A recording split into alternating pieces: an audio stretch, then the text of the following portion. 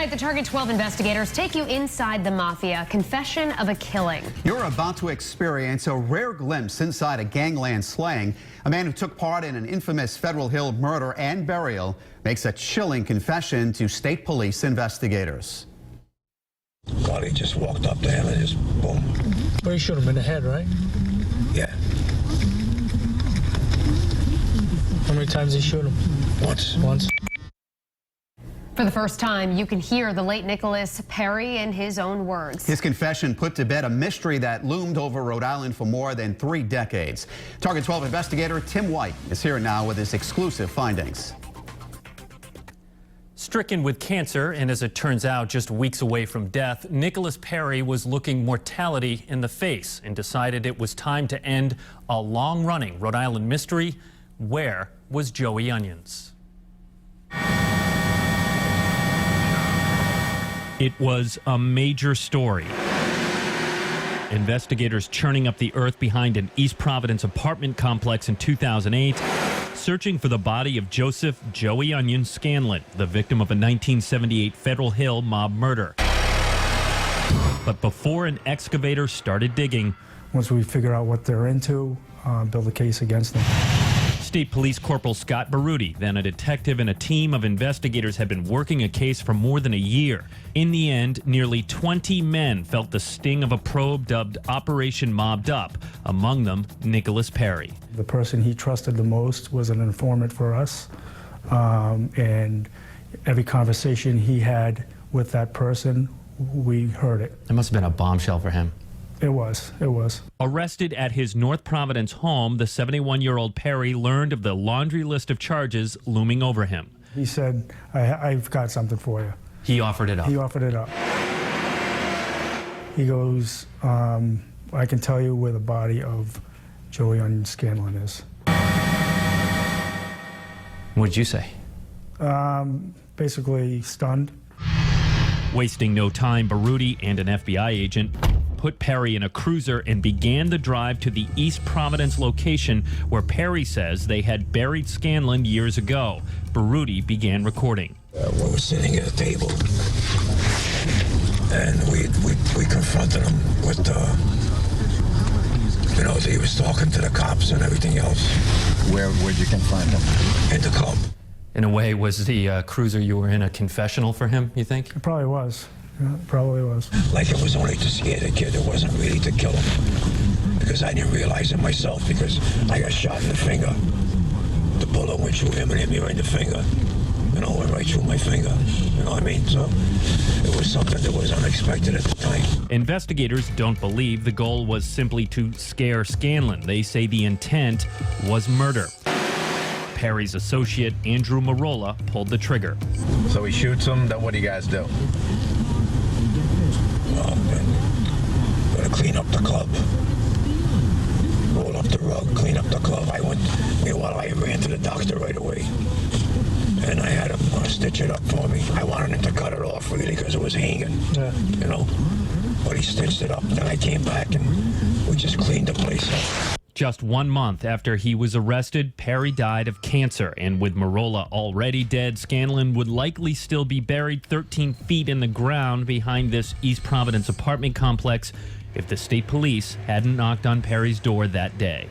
At any moment, did he express remorse? No. Why not, do you think? No. The only thing he expressed was he wanted to go to God in a good conscience. And this is the way to do it? That's the way to do it for him.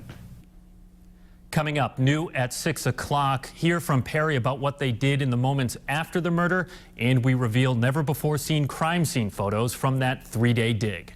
With the Target 12 investigators, Tim White, Eyewitness News.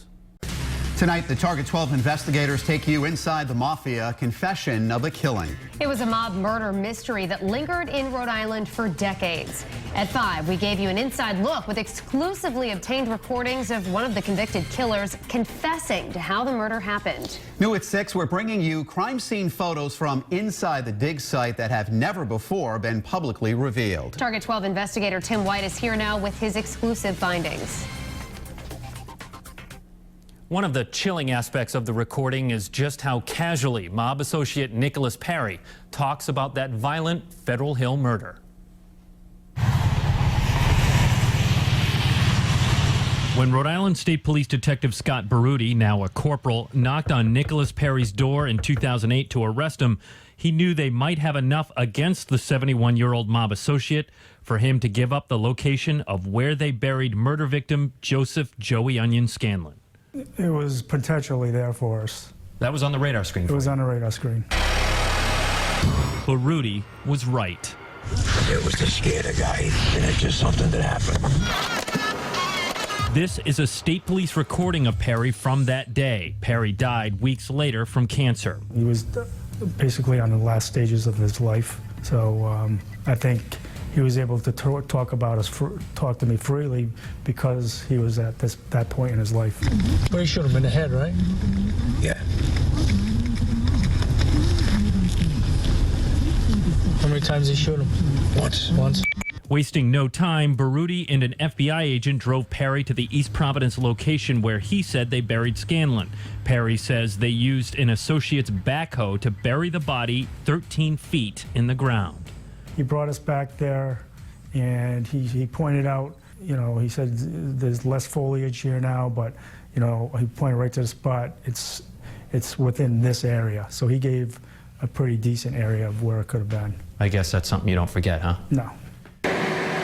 Soon, state police investigators had a backhoe of their own on site. It took 3 days, but they finally found what they were looking for. These are crime scene photos revealed for the first time. A canine cadaver dog got a hit early on. The bullet went through him and hit me right in the finger.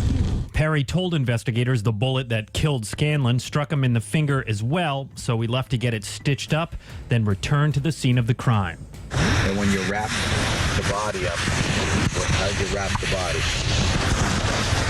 It was already wrapped when I got back. It was wrapped in a rug?